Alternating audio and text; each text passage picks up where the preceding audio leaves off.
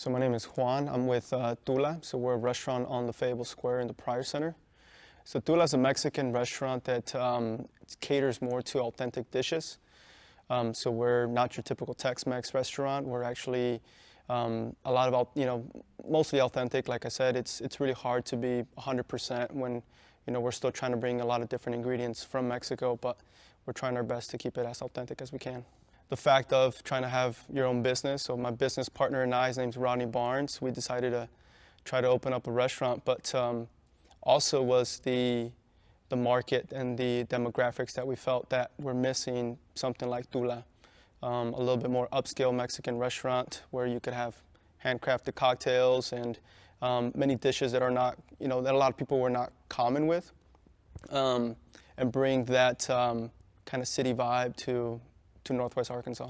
We've been very, very lucky to have a good staff that have been able to pick up different things and been willing to kind of work with us and figure things out together, just because we weren't in the restaurant industry, and so we had a big learning curve to do.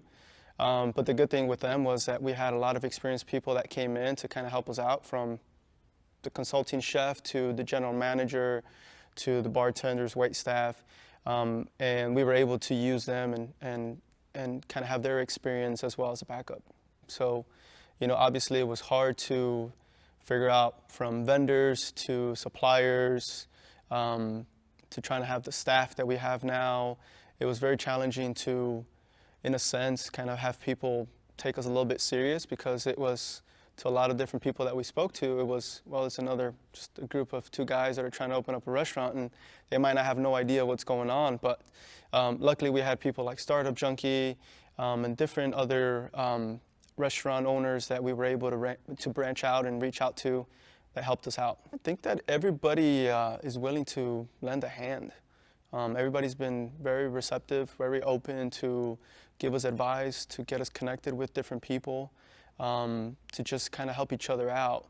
I never saw it as being a competition to anybody, or them being upset that there was another restaurant coming to the square. It was the complete opposite. Yeah, so obviously we opened the restaurant January the 2nd of this year. So with the pandemic, it was something that we weren't expecting, and I believe a lot of businesses weren't expecting, and we had to figure out how to,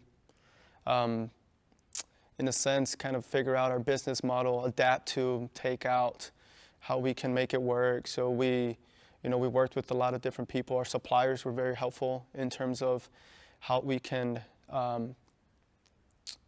package our food for takeout, because that was our biggest deal, was how can we do that. We sell a dining experience. That's what we want to do at Tula.